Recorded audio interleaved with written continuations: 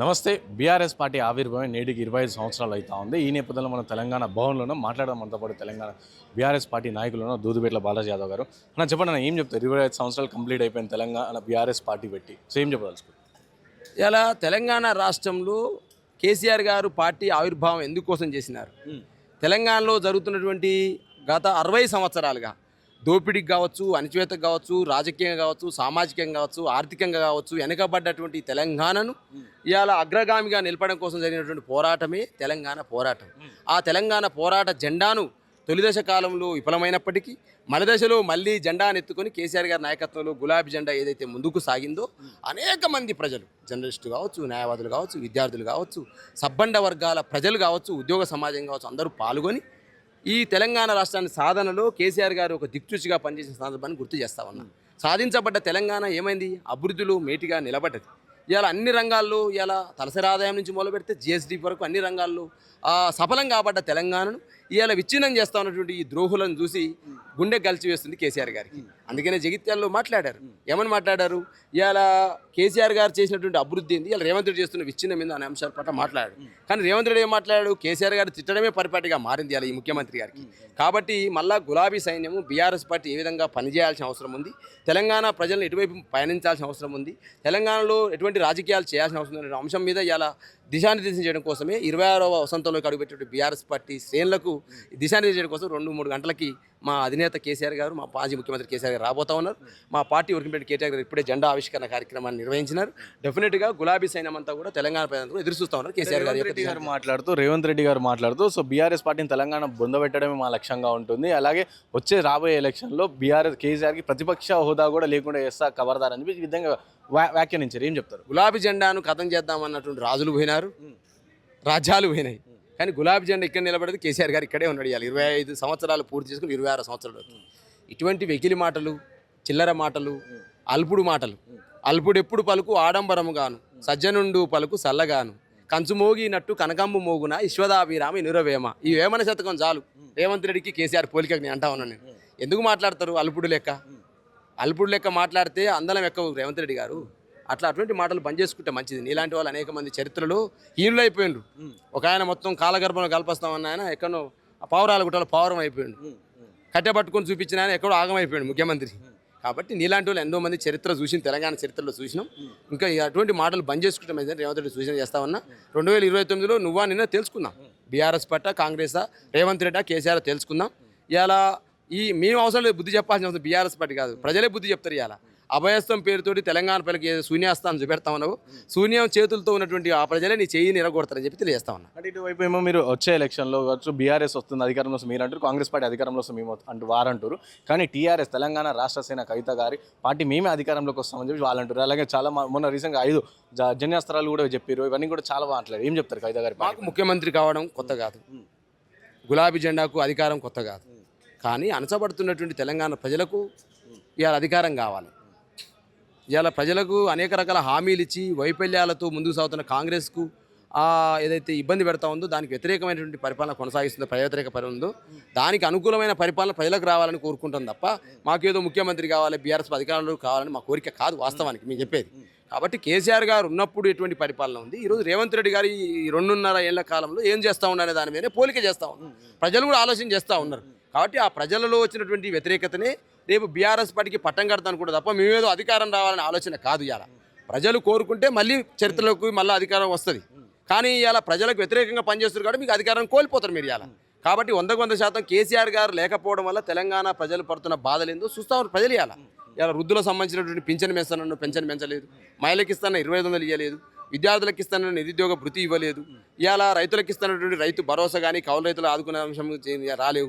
అన్ని రంగాల్లో అన్ని వర్గాల ప్రజలు మోసం చేసినటువంటి నువ్వు మళ్ళీ అధికారులకు ఎట్లొస్తావు? నువ్వు ఇవాళ గతంలో కేసీఆర్ గారి నాయకత్వంలో జరిగినటువంటి అభివృద్ధిని ప్రజలు చూస్తూ ఉన్నారు, ఈ రోజు నీ యొక్క అభివృద్ధిని చూస్తూ ఉన్నారు. కాబట్టి వాటిని బేరేజ్ వేసుకుంటూనే ప్రజలు ఇలా రేపు ఆశీర్వదిస్తారనే నమ్మకంతో మేము ముందుకు పోతా ఉన్నాం.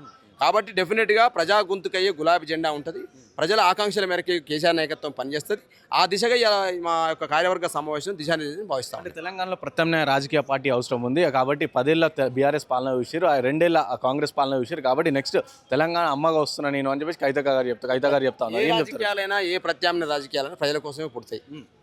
ప్రజల కోసం మీరు పనిచేస్తున్నారు అని అంటేనేమో ప్రజల కోసం ఆ పార్టీ పనిచేస్తుంటే నిలబడుతుంది ప్రజాస్వామ్యంలో. ప్రజల కోసం పనిచేయకపోతే ఏ పార్టీ నిలబడదు. కాబట్టి కేసీఆర్ నాయకత్వం ఎంత మేరకు తెలంగాణలో అవసరం ఉందనే అంశాన్ని స్పష్టంగా ఇలా తెలంగాణ ప్రజలు ఆలోచన చేస్తూ ఉన్నారు. రాజకీయాల్లో చాలామంది రాజకీయ పార్టీలు పెట్టినారు. రాజకీయ పార్టీని ఎవరైనా ఆహ్వానించాల్సిందే, డెమోక్రసీలో పనిచేయాల్సింది, తప్పేం లేదు. అలా ఒక మహిళగా తను పార్టీ పెట్టింది, సంతోషం, వెల్కమ్. గతంలో మా దాంట్లో ఎమ్మెల్సీగా పనిచేసింది, ఎంపీగా పనిచేసింది, కేసీఆర్ కూతురుగా ఇంత పేరు వచ్చింది.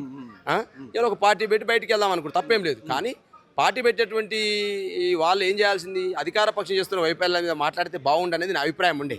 కానీ ప్రతిపక్ష పార్టీని టార్గెట్ చేస్తూ రాజకీయాలు చేయడం అనేది మంచి అనిపించలేదు నాకు.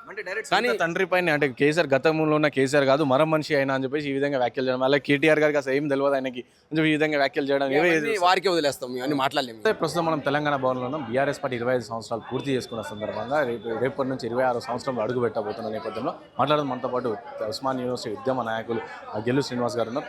నా చెప్పండి, ఏం చెప్తారు? 25 సంవత్సరాలు అయిపోయింది బీఆర్ఎస్ పార్టీ బట్టి. సో ఏం చెప్పారు ప్రజలు? ఎట్లా అదే మళ్ళీ బీఆర్ఎస్ పార్టీ పైన ప్రేమగా ఉన్నారా, లేకపోతే అటు ఇటు షిఫ్ట్ అయ్యారు అనుకుంటారు?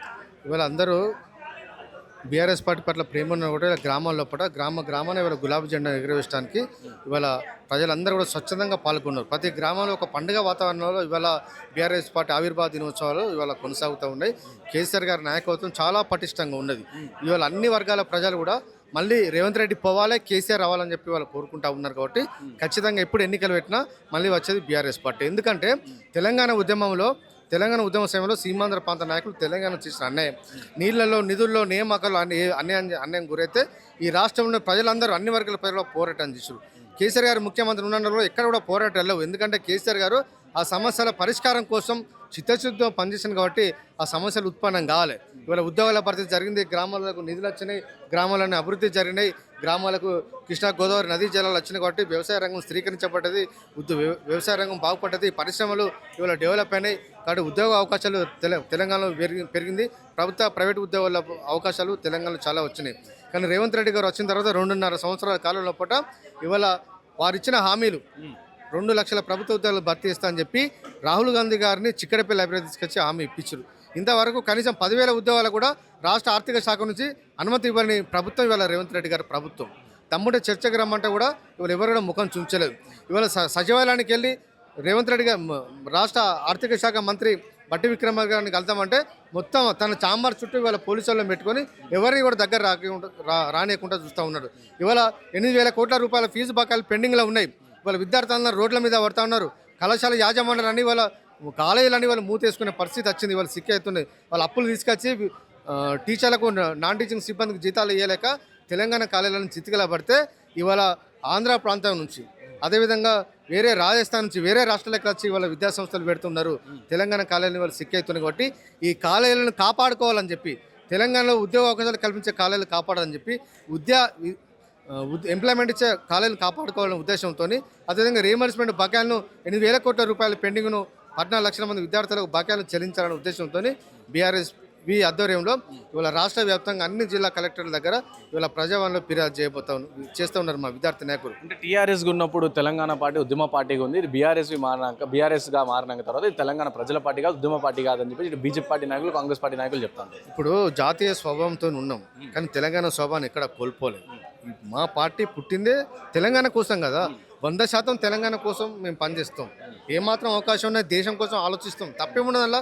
అందుకనే బీఆర్ఎస్ పార్టీగా కేసీఆర్ గారు మేము పార్టీ నిర్ణయం తీసుకున్నాం. కాబట్టి ఈ పార్టీ 100% తెలంగాణ ప్రజల కోసం, తెలంగాణ హక్కుల కోసం, తెలంగాణ ఆత్మగౌరవాన్ని ఆవిష్కరించే పార్టీగా ఇది ఎప్పటికీ కొనసాగుతుంది. అంటే రేవంత్ రెడ్డి గారు రీసెంట్గా మాట్లాడుతూ బీఆర్ఎస్ పార్టీని తెలంగాణ లేకుండా చేస్తాం, బొంద పెడతామని చెప్పేసి చెప్తా ఉన్నారు. అలాగే నెక్స్ట్ రాబోయే ఎలక్షన్లో ప్రతిపక్ష హోదా కూడా దక్కకినియకుండా చూస్తామని చెప్పేసి కూడా రేవంత్ రెడ్డి గారు రీసెంట్ బహిరంగ సభలో మాట్లాడారు. ఏం చెప్తారు? ఇప్పుడు కొందరికి కళలు ఉంటాయి, కళలు సాకారం కావాలి కదా, అది సాధ్యం కాదు. ఏదో అడ్డిదారి గుడ్డిలో ప్రభుత్వం ఇవ్వడానికి అవకాశం వచ్చింది. కాంగ్రెస్ బీజేపీ ఏకమై బీఆర్ఎస్ పార్టీ మీద అనేకమైన వ్యతిరేకమైన ప్రచారం చేస్తారు కాబట్టి వాళ్ళ అధికారంలోకి వచ్చారు. కానీ ఇవాళ ప్రజలు నిజానికి వచ్చారు. ఇవాళ ప్రజలకు అర్థమైపోయింది ఈ 2 పార్టీల మాయమాటల వల్ల మేము మోసపోయినాం. కాబట్టి రేవంత్ రెడ్డి పోవాలి, కేసీఆర్ రావాలనే నినాదంతో ఇవాళ ప్రజలు ఇవాళ ఎదురు చూస్తూ ఉన్నారు. అంటే తెలంగాణ రాష్ట్రంలో ఇంకో ఆల్టర్నేటివ్ పార్టీకి ఛాన్స్ ఉంది. ఆ ప్రజలు ఆల్టర్నేటివ్ పార్టీ రాజకీయ పార్టీ వైపు చూస్తారు. ఆ ఆల్టర్నేటివ్ పార్టీ టీఆర్ఎస్ తెలంగాణ రాష్ట్ర సేన అని చెప్పేసి కవిత గారు కొత్త పార్టీ పెట్టారు. సో ఏం చెప్తారా కవిత గారు కొత్త పార్టీ పైన? ఎవరైనా పొలిటికల్ పార్టీ పెట్టుకోవచ్చు, అలా తప్పులేదు. ఎలక్షన్ కమిషన్ డోర్లు ఎప్పుడైనా ఓపెన్ ఉంటాయి.